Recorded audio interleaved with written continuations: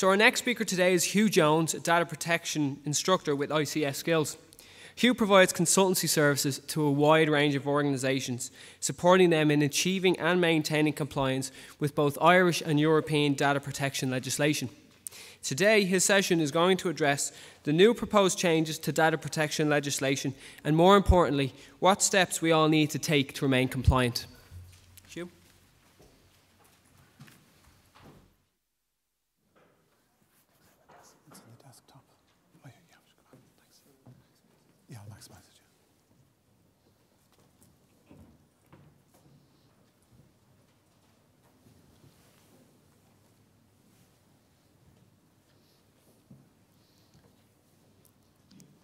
The usual clear out happens when somebody mentions data protection. I'm getting used to it now. I don't take it personally anymore. I used to. It was quite traumatic at the time.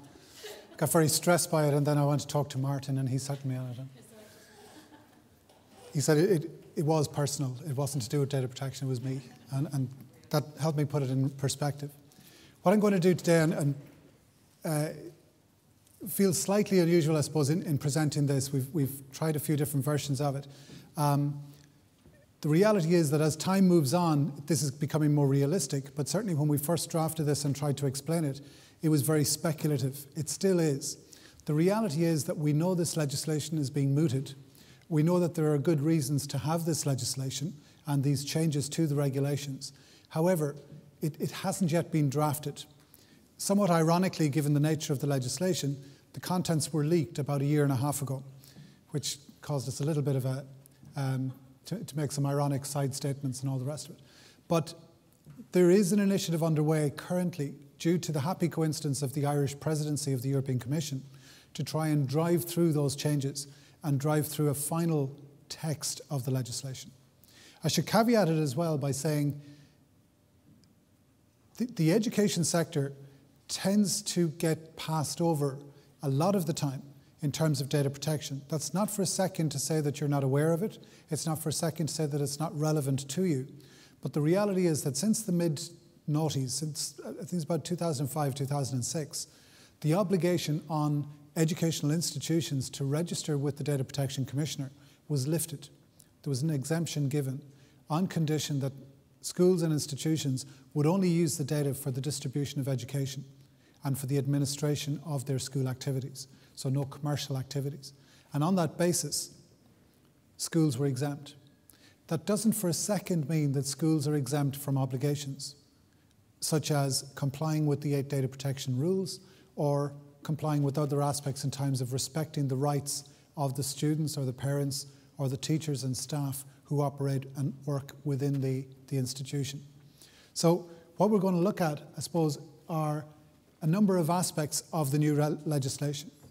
We're going to look at some comments that were made recently at a public relations event to announce the Irish presidency of the European Union, but also I think to elaborate or at least indicate the mindset both of the European Commissioner with particular responsibility for the legislation, as well as the Irish Data Protection Commissioner, who is effectively the enforcement power behind the acts. Before we go into that, can I just ask, are any of you aware that your particular institution, school, employer has had direct activity with the Data Protection Commissioner? Has been approached by, corresponded with, complained about, requested for information? None. They're all next door. That's to your credit, and that's fine. It's not to say, as I said, that you would be exempt from the legislation, but just to be aware that the acts do apply and they carry quite a bit of obligation. The particular mechanism or the particular widget that is protected here is personal data.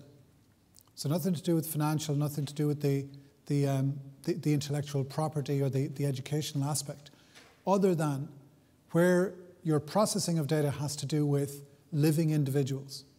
And that in itself is a bit of a challenge. We've had a couple of institutions recently where they were looking for, or data was being sought from them, from past pupils for historical purposes. And they were withholding the records on the basis of data protection. And because of completely natural results, the individuals whose data they were being sought were dead. They had passed on. It was a historical initiative.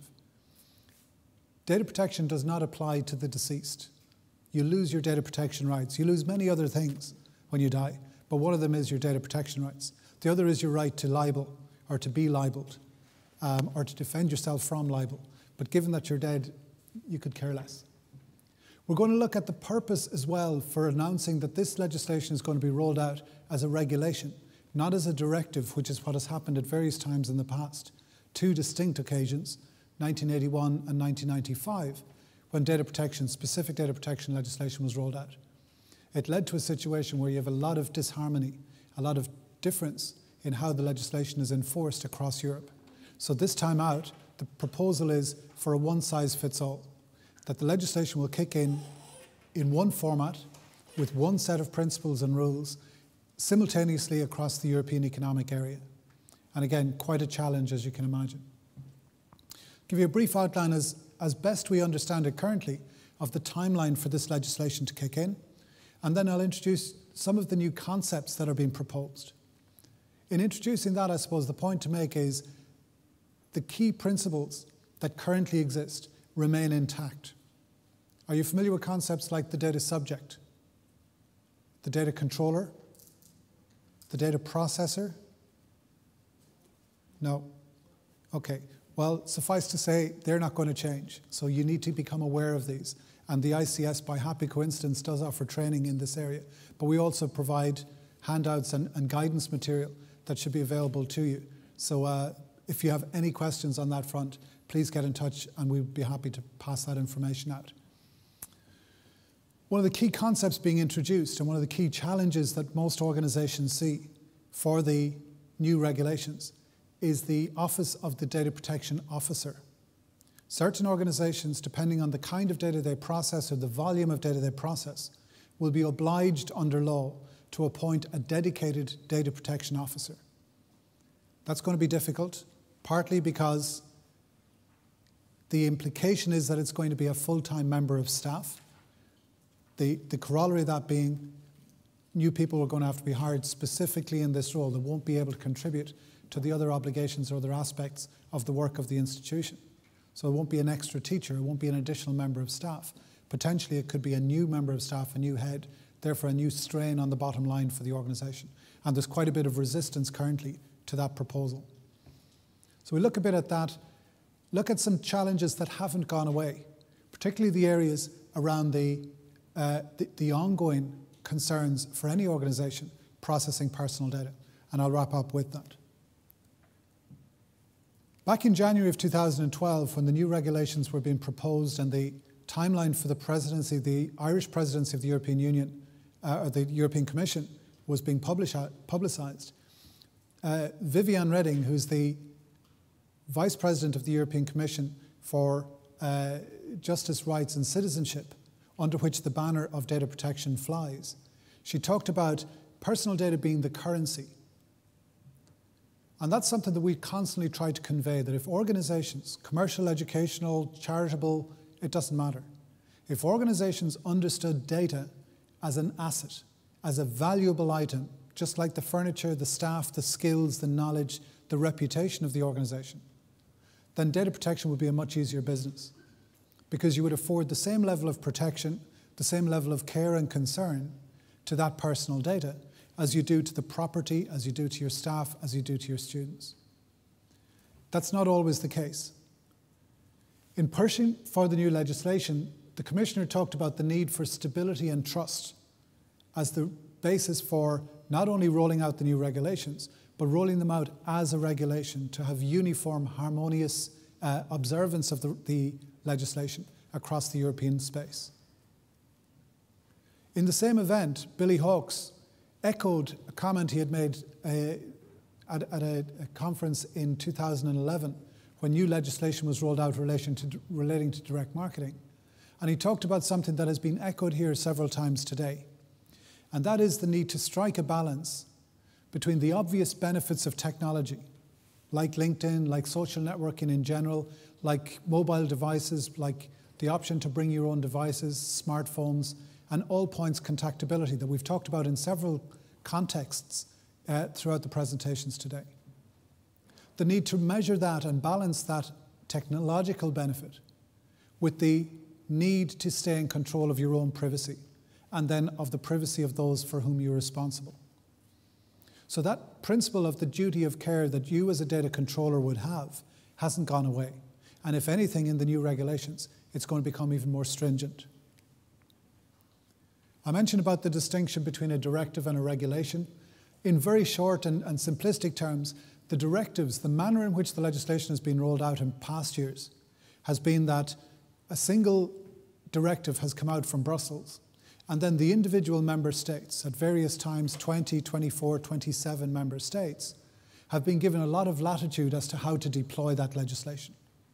And you've finished up with different interpretations, different regimes, different levels of penalty, different consideration or interpretation of what constitutes a breach, what constitutes a penalised event, what constitutes a criminal versus a civil breach. So quite a bit of disharmony now in this space across the various member states. The purpose of bringing out a regulation is twofold. One is to reduce the administrative overhead, particularly for organisations that might be dealing with data across border. The other side of it is the benefit of uniformity, that there will be a harmonious set of interpretation, a harmonious understanding of the legislation across all the member states. That's the principle. It should be said at this stage, at last count, there are something like 480 individual objections to the proposed wording of the legislation. And we're now on the 15th of March, and the Irish presidency gets handed over on the 1st of July.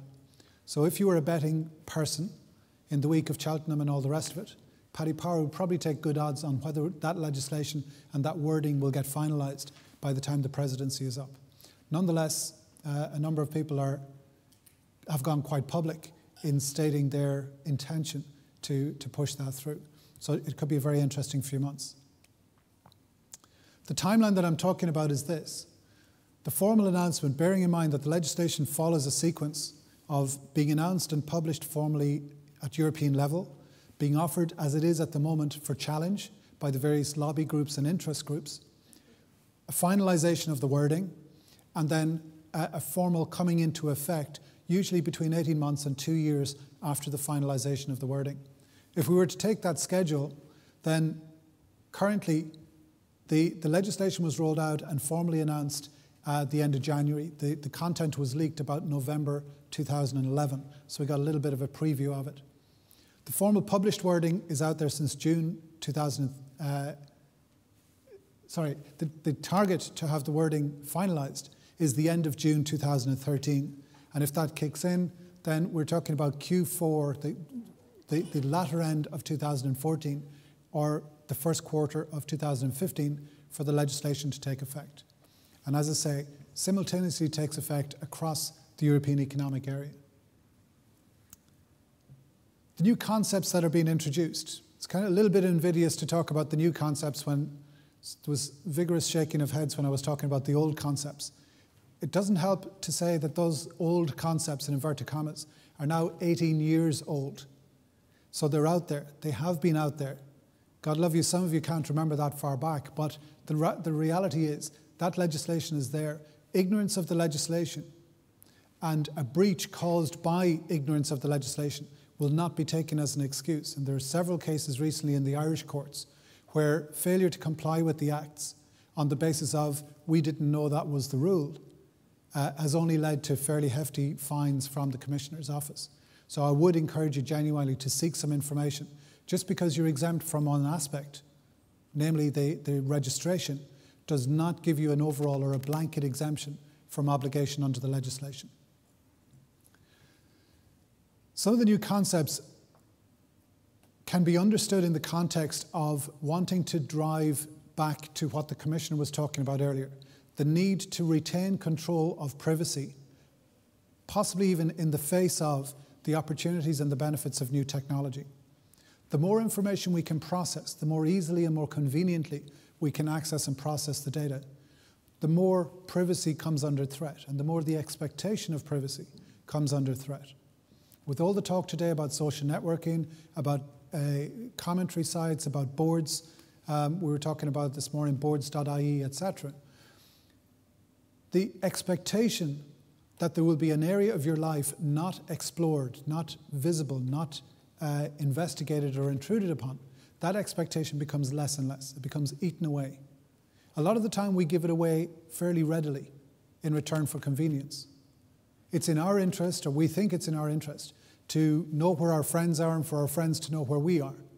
Therefore, we hand off that option and we allow people to see access to our whereabouts, our contact details, our travel plans, our presence. We switch on our GPS locator, we switch off our privacy settings, etc. All in the interest of convenience, but all at the expense of privacy. And even in saying that, it would be slightly suicidal of me at an event that's talking about IT training to label or give the impression that I'm labeling technology as a bad thing. I'm not. I'm not a Luddite from that point of view. And certainly the legislation isn't taking that position. But it needs to be seen as a mechanism to drive better understanding of individual privacy, better protection of individual rights, and also better management of data. I'll look at that a little bit later on as we go through it. The principles that are being introduced and enshrined in the new law, as we understand it, include things like transparency. It will become a formal obligation. What's more a rule of thumb or a guideline at the moment. It'll become a formal obligation for organizations to clearly, concisely state the intended purpose for the processing of data, and to do so in very accessible, easy to understand language. No more double negatives, no more technical language, no more convoluted explanations or convoluted meanings. It has to be simple, has to be accessible, it has to be easily understood. The principle of minimization. A lot of organizations are getting very good at drawing more information out of us than they actually need. The general principle of unsolicited or unnecessary future use, maybe even in many cases unspecified future use. I'll get your mobile number. I don't use it at the minute. We don't do anything with SMS or mobile technology, but we might in the future, and it'll be good to have it. And sure, you're here now, you might as well give me it. The principle of minimization means that the obligation will be on the data controller, school, the institution, the organization, whatever it is, to only look for and only gather the minimum of data it needs for its purpose. And to leave everything else, regardless of the willingness of the person to hand over the data, the obligation will be on the controller to say, no, I don't need that. That goes completely against the grain. As human beings, we gather. That's what we do. And the more opportunity we get to gather, the more we avail of the opportunity.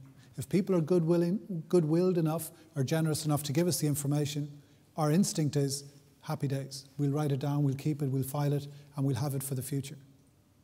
This legislation says to fight that urge. It says go against that. Know what the minimum is that you need and only seek and acquire that minimum.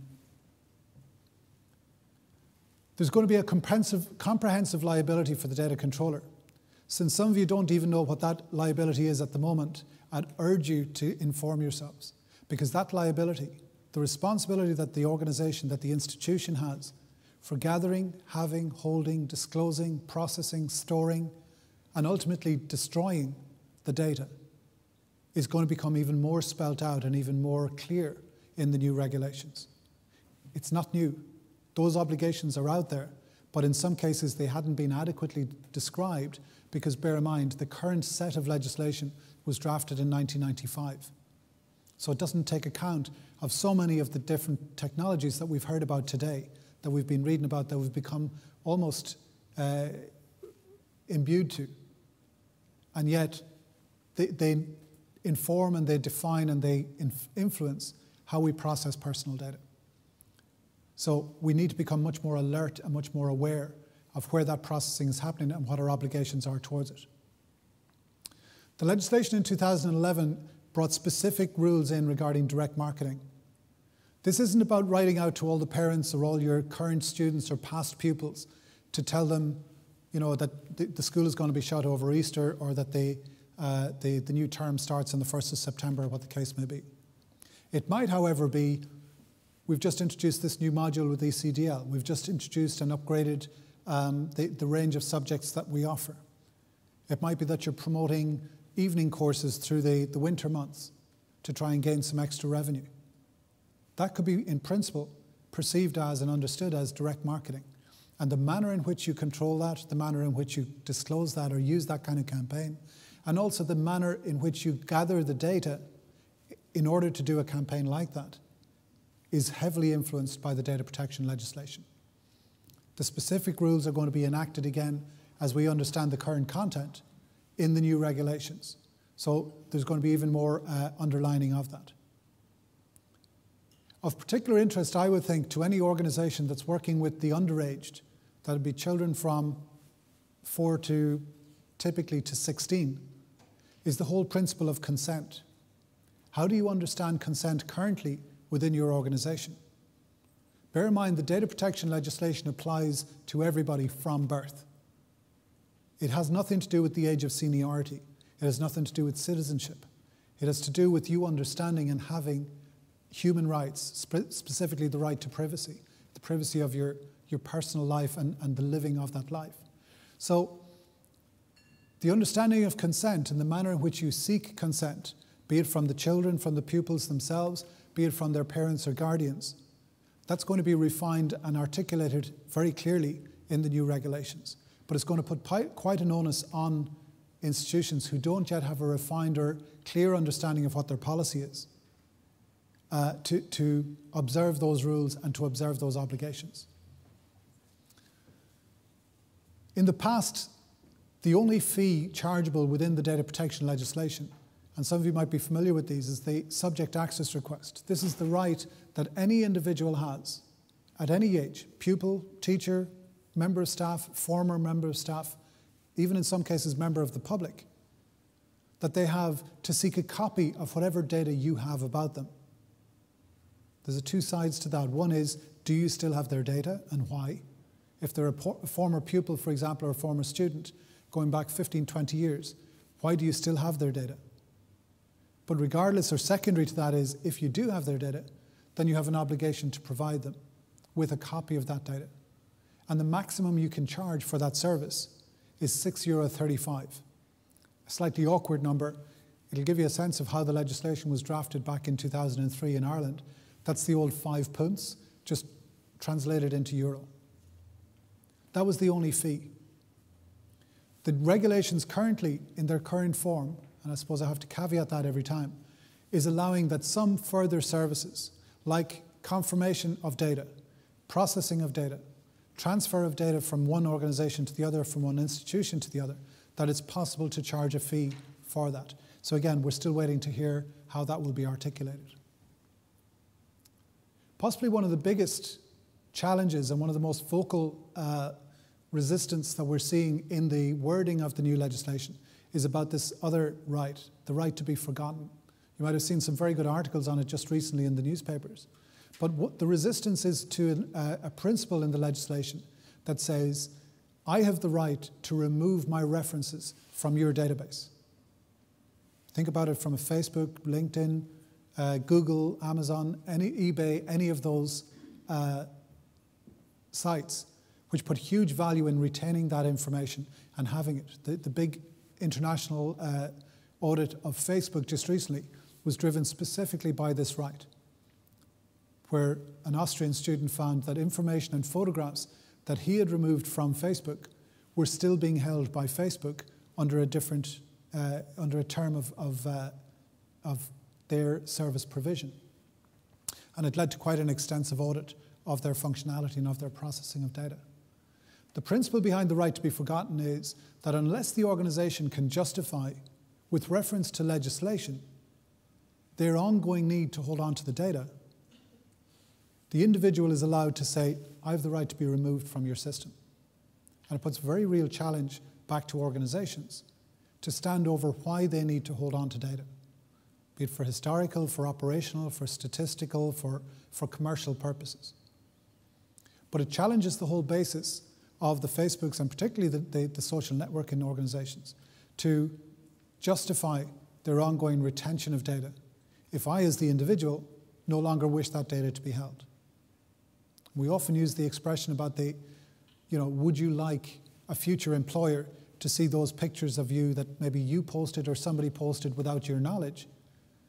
Maybe when you were the worse for wear. Maybe when you weren't exactly in your altogether professional best. And yet those photographs are out there and can be searched, can be Googled, can be found on the website. So what control have you over the ultimate destruction of those, or of the conclusions that people can draw if they come across those on the web? The issue of portability is an echo of what was introduced for the telecommunications industry a few years ago. Back in the good old days, if you changed your mobile phone, you probably had to change your number as well and move from an 085 to an 086 to an 087 number. Portability meant you could bring your old number. You didn't have to ring all your mates and say, I've changed my number, this is my new number. You could bring the number and set up an account or set up a contract with a new provider. That principle now is being extended to your personal data.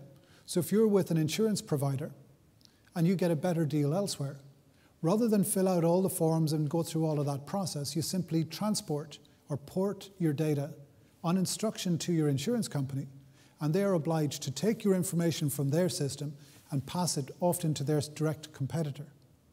You can imagine that's a very popular provision in the new legislation. Nonetheless, the principle is being extended. The principle of portability is being extended so that now your personal records, contact details, your past history, payment history, bank details, etc., rather than you having to search through everything and find it, you simply instruct your current provider to provide the information to your next provider. Sounds good in principle, but massive resistance to this across a range of industries. Education being one of them. Insurance, banks, financial, credit institutions, etc. You can imagine all slightly resistant to passing on the data that they work so hard to get and keep to a competitor. You have the right to object to processing. Previously, this was very much linked to the media, the right to stamp your foot or cause out an injunction and prevent the media from printing a story that would cause you damage or distress. As we currently understand it, that right is going to be extended significantly so that gathering of data, the selection of you through filters or through certain functionality online will be prevented if you feel that the results of that filter would cause you distress. If you feel, for example, that you might be isolated or might be listed in a grouping that you wouldn't be comfortable being in.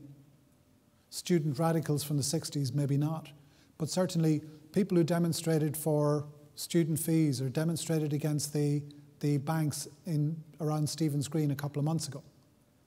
That imagery and those tagged images can now be drawn fairly easily from the social networking sites. Would you be comfortable with that? Particularly if your future employer might be one of those very banks you were demonstrating against. So it's creating very real concerns with people as to where their data is, particularly where they have no control over its use. And lastly then, protection from profiling. The more technology gets applied to the management of data, and there's certainly nothing to stop that happening. One poor individual, a UK member of Parliament, member of the European Parliament, actually tabled a motion last year to say we should stop inventing stuff. We've enough stuff now. We've invented and thought up enough things. What we should do is spend our time now more productively getting used to the stuff we have.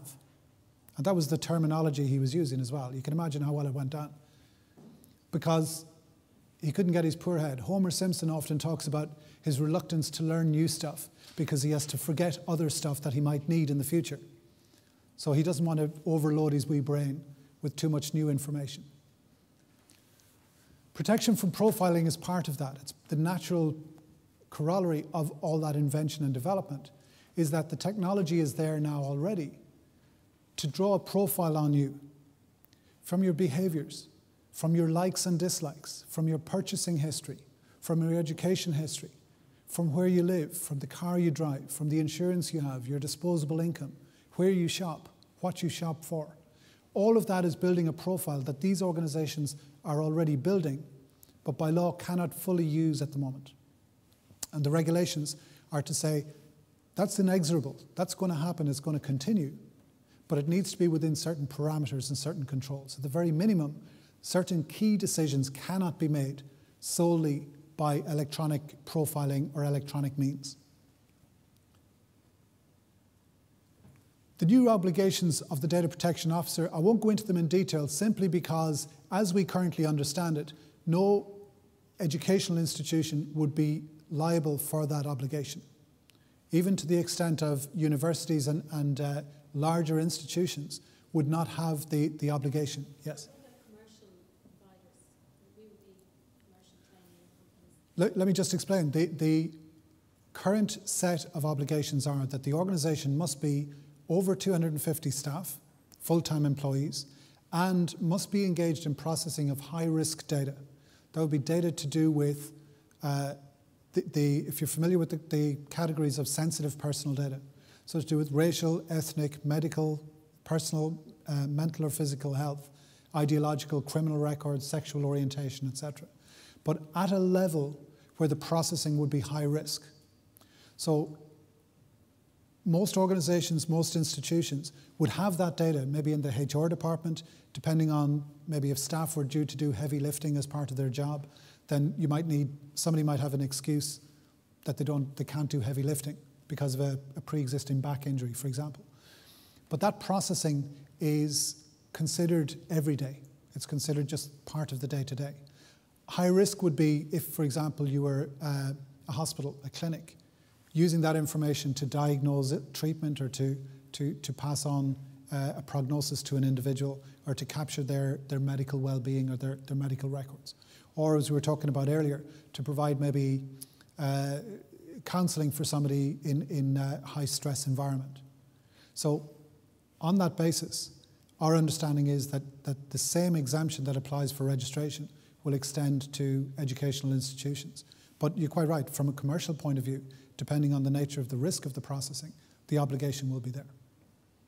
It's being highly debated at the moment. There was a proposal actually from a number of Irish MEPs just recently to get that obligation lifted for small and medium enterprises. So the 250 employees will probably achieve that exemption. But again, we're no wiser in terms of how it'll eventually, where the parameters will eventually sit. So we'll be watching that space. The idea of the controller obligations are to put even more emphasis and more obligation on the data controller to be absolutely aware where your data is, who's processing it, with whom you're sharing it, how long you're holding on to it, the extent of the technology applied to the processing, and the quality of the security that you have during the processing. One of the key underlying principles of the legislation is that this has nothing to do with ownership. In principle, you do not own the data that you have or the personal data that you process. The language of the legislation is very much about duty of care, that from the moment you acquire the data legitimately to the moment you destroy the data at the end of its useful life to your organization, you have a duty of care towards it. And that duty of care is informed by the rules of the regulation of the legislation. I'll draw your attention to one element there, and that is the third last item, the data processor contract. One of the single biggest sources of challenge to the data protection legislation currently is the propensity of organizations to engage third parties to do work on their behalf. Think about your respective organizations. Do you engage marketing companies, security companies, maybe employment agencies, recruitment organizations to work on graduates or to help graduates find work elsewhere? Any of those third parties where their activity includes your personal data, the personal data that you're responsible for, there must be a written contract in place before you share that data. We had an organization recently, an educational institution, that had engaged a third-party security company to monitor and track the use of CCTV on the campus. And this organization was taking copies of that data, and several pieces of information had shown up on the public networks, had shown up on various sites, downloading what they considered to be humorous clips of activities happening on the school campus, were then being published on the web, on YouTube, etc. And it was very clearly and very obviously through the uniforms, through the location, through the structure of the buildings, etc., was very recognizable as being from that school. And obviously with the ongoing reputational and credibility issues that caused. So the principle there was, no pun intended, and the obligation under law was to have a formal contract in place to prevent that kind of unilateral or cowboy processing of the data. It applies particularly where you're passing data on to marketing organizations or third-party professional organizations to process data on your behalf. Maybe where they have a specialism, they have a particular capability that you don't have or don't have the expertise to run. If anything like that is happening, you need to have a contract in place before that data is shared. As I mentioned to you, the dedicated data protection officer, the current interpretation of that stipulation is that it will be all public companies, those organizations with more than 250 employees, permanent employees, organizations involved in the processing of high risk or what's considered to be high risk processing of data, or where the processing involves systematic monitoring. And that could be embedded cookies, that could be RFID tags, so remote frequency ID tags that are tracking behavior, location, activities, etc. It doesn't necessarily mean just yet, as our interpretation, that you have to hire a new person. In principle, you can have a third-party contractor available as your data protection officer. So you can engage a third-party contractor. But bear in mind the previous slide, they must be under formal contract to you. You can't just bring somebody in on a handshake. It's a fairly sweet deal, particularly in the current economic climate.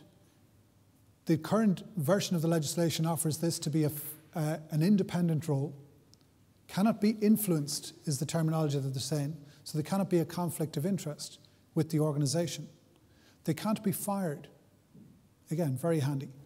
And they don't necessarily have to be an employee, as I say, but where they are an employee, they cannot be instructed.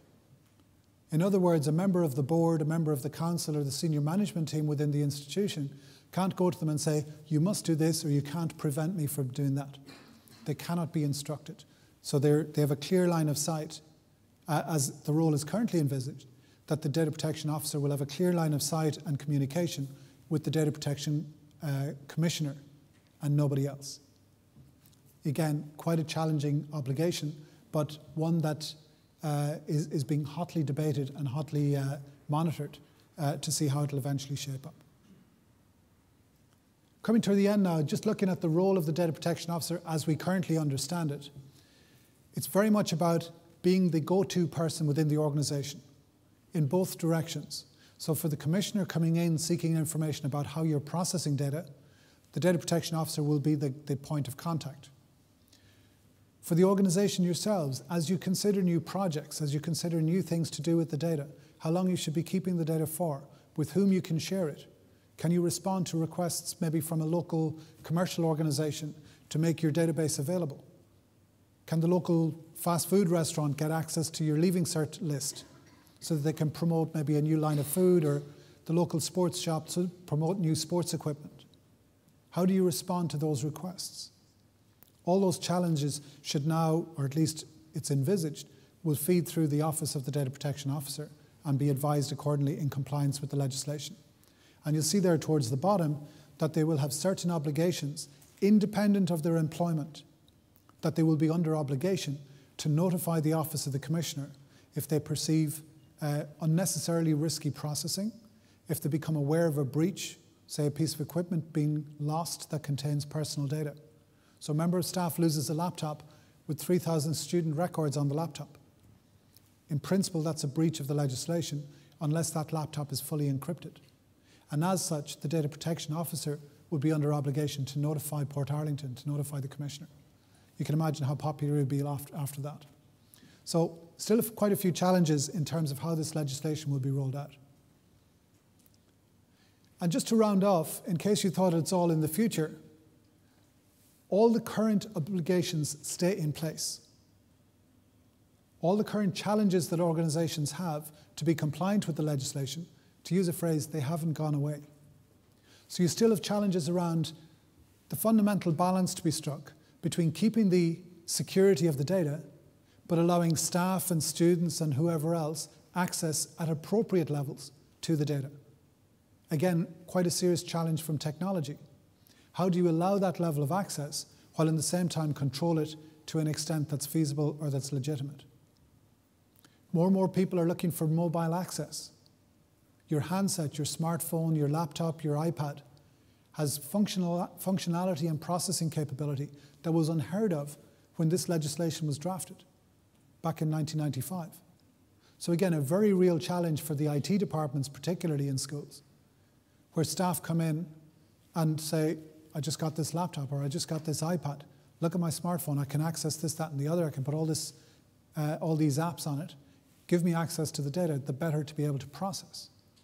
How do you meet a challenge like that? How do you respond to a request like that? And that's not exclusive to the educational institutions, as you can imagine. I was talking with a chief executive recently, or chief information officer, in a large commercial organization. And he said he has come to dread the first week of January, because that's when all the senior managers come back in with the presents that they got for Christmas. The new iPads, the new laptops, the new smartphones, all the new technology. Streets ahead and years ahead of the equipment that the organization officially gives them. And their mindset is effectively, why should I continue to work with that piece of material when I have all this functionality here? Put all the functionality across onto my own personal device, and I can use that. And again, quite a difficult challenge and quite a difficult argument to have with senior staff in an organization.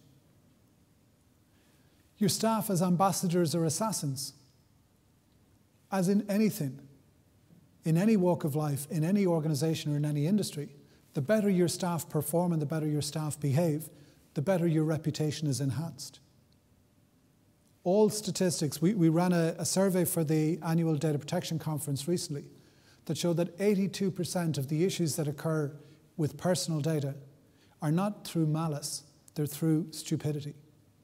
They're through individual lack of understanding, individual lack of awareness of what they should be doing and doing something else. We euphemistically refer to fat finger syndrome, somebody hitting the wrong button, somebody sending out an email to 2,000 people and copying, CCing all the addresses rather than blind copying. So distributing effectively 2,000 email addresses to people who shouldn't ordinarily have them. People sending emails and databases to completely the wrong location. People taking your student or staff or organizational data and distributing it on the web. Incorrect tagging of faces, incorrect tagging of identities and profiles. Again, that you have no control over, but it's happening on an hourly basis. How can you control the profiling that you're getting, independent of any control or any access that you have to that data? So, what do your staff know about their obligations? What do they know about the role and the obligations on the data protection officer, on the data controller, on the requirement to have a contract in place for a processor, or on the rights of the data subject? The reality is that if they don't know or are not aware, they're probably only one or two decisions away from a breach of that legislation. And that has a knock-on impact. Ultimately, as I spoke about this morning, I talked about the personal, the professional, and the commercial. Personal is about you and who has your data, who you give your data to, and what they do with it. Professional is about the decisions that you make in your day job, in the role that you have within whatever organization you're with. And they have an inextricable obligation and an inextricable opportunity to reflect either positively or negatively on the third aspect, the commercial, the reputation of your organization. I've worked with several companies recently where through a self-inflicted wound, internal stupidity, internal lack of awareness, internal lack of training, etc., they've handed up their competitors a free gift. I've been with organizations where up to 5,000 staff in one day, 5,000 customers in one day have withdrawn from their service and gone to a competitor simply because the organization lost a laptop. The fact that the laptop was encrypted and the data was safe was secondary. Firstly, it wasn't reported in the media, and secondly, people didn't care. It was the lack of trust, or the perceived lack of trust, that led them to go elsewhere, at tremendous cost to the brand, to the loyalty, to the reputation of the client. And again, your competitors will be only too quick to take advantage, particularly in the current climate. How do you evaluate data? What value do you put on it? Do you, like the European Commissioner, consider the data to be a currency, an asset? Or do you think it's a necessary evil? Do you think it's something that's a burden to you as an organization? Or is it something that can be used constructively, financially, beneficially for your organization to better understand what you're doing, to better understand what your future demands, your future resource requirements are going to be? That mindset is hugely valuable in driving compliance with this legislation. I've talked about protecting the brand. I've talked about the assessment of data quality and where you put it. Records retention. What do you keep? How long do you keep it? Why? Are you aware of all the different pieces of legislation that apply? Again, this hasn't just come up. This has been out there since 1995, these obligations to retain only the records that you need to retain. At last count, there are about 82 different pieces of Irish legislation that contain some form of retention obligation. Employment legislation, health and safety, education, finance, taxation. They all set obligations. And unfortunately, the legislation, the data protection legislation, doesn't help. Because all it says is, effectively, find out what's relevant and comply with that. The legislation says keep what data you need for as long as necessary.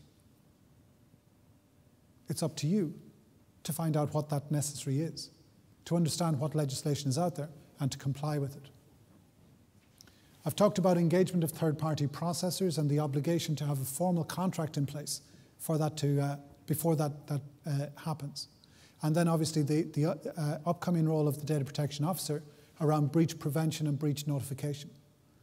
That's not just the notification internally, but if the commissioner so decides, it's an obligation on you to notify all the individuals on the lost laptop or on that stolen smartphone or missing USB stick, to write to them and tell them, change your profile, change your passwords, move your data, be more observant or be more alert.